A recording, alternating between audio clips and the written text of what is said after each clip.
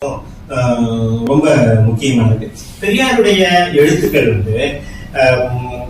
ஒருத்தர் சொன்னாரு, நாட்டுடைமை ஆகல, அதனால என்னால சொல்ல முடியாது அப்படின்னு. நாட்டுடைமை ஆகிறதுக்கும் அவர் சொல்றதுக்கும் எந்த சம்பந்தமுமே கிடையாது. பெரியாருடைய எழுத்துக்கள் படிக்கிறது உங்களுக்கு கிடைக்காம இருக்கா?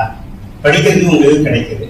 உங்களுக்கு புத்தகமாகாத எழுத்துக்களை நீங்க நூலகங்களுக்கு போய் நீங்க பார்த்துக்க முடியும்.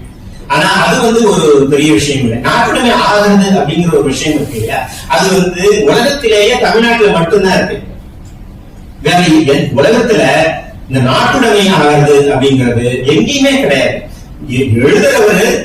எழுதுறவருக்கு தான் அந்த எழுத்து சொந்தம். அதுவும் எவ்வளவு காலத்துக்கு சொந்தம் அப்படிங்கிறதுனா, அந்த காப்பிரைட் அப்படிங்கிறது லைஃப் பிளஸ் 60. அவர் வாழும் வரை அவருக்கு சொந்தம்.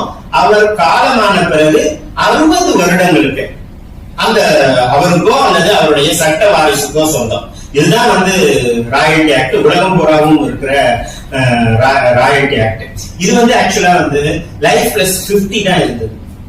லைஃப் பிளஸ் 60 எப்ப ஆச்சு அப்படின்னா, அது தாகூர் அந்த லைஃப் பிளஸ் 60 ஆனதும், இது 50 முடிஞ்சதும் தாகூருடைய எழுத்துக்களை எல்லாம் எல்லாரும் போட ஆரம்பிச்சுற ஒரு நிலை வந்ததும், தாகூருடைய எழுத்துக்களுக்கு உரிமையை வைத்திருந்த சாந்திநிகேதன் ஒரு லாபி பண்றாங்க. அரசாங்கத்திட்ட போய் சொல்றாங்க, எங்களுக்கு மட்டும் ஒரு 60 வயசு வரைக்கும் கொடுங்க, இன்னொரு 10 வருஷத்துக்கு நீட்டிப்பு கொடுங்க அப்படிங்கிறாங்க.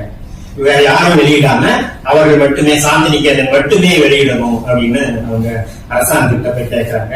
வங்காளம் நினைச்சா நடக்காத, வங்காளத்துல இருக்கிறவங்க தான் அறிவார்கள், அவங்க தான் எல்லா லாபியும் இருக்கு. அங்க இருக்கிற இடதுசாரிகள் கூட தாகூருக்கு தான் ஆதரவாக இருந்தார்கள், பொதுமக்களுக்கு ஆதரவாக இல்லை. அப்புறம் அரசாங்கம் 60 ஆக்குது. அப்ப 60 ஆக்குற போது என்ன பண்ணாங்கன்னா, அது அவருக்கு மட்டும் ஆக்கினா நல்லா இருக்காதுன்னு சொல்லி சட்டம் முழுக்கவே லைஃப் பிளஸ் 16 ஆகிட்டாங்க. அதனாலதான் இவங்களுக்கு எல்லாம் இன்னும் பெரியாருடைய எழுத்து இன்னொரு 6-7 வருஷம் பொறுத்துட்டா யார் வேணாலும் போடலாம். இது அந்த பொது வெளிக்கே அந்த உரிமை வந்துவிடும். காந்தி இது வந்துருச்சு 1948 காலமானாரு. 60 வருஷம் ஆனதும் 2008 அது பொது வெளிக்கு வந்து விட்டது. அது வரைக்கும் அது நவஜீவன் ட்ரஸ்ட் அவங்களோட அனுமதி பெற்றுத்தான் வெளியிடும். ஆனா வெளியிடுறாங்களா, இப்ப எல்லாரும் வெளியிடுறாங்களா அப்படின்னா யாரும் வெளியிடுறது இல்லை. அதுக்கு என்ன காரணம்னு எனக்கு தெரியல.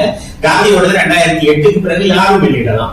அதே மாதிரி தாகூருக்கும் 60 வயசு காலமாயி 60 வயசு ஆயிடுத்து, 60 வருஷம் ஆயிடுத்து, அதனால வெளியிடலாம். பெரியாருக்கு இன்னொரு 6-7 வருடங்கள் ஆன பிறகு யாரும் வெளியிடலாம்ங்கிறதா பொது வெளிக்கு அந்த உரிமை வந்துவிடும். இதுதான் உலகம் புறாவும் இருக்குது. தமிழ்நாட்டுல மட்டும்தான் அரசாங்கம் அந்த உரிமையை அந்த தனி மனிதர் படைப்பாளியிடமிருந்து வாங்கி அரசுடைமை ஆகிவிடும்.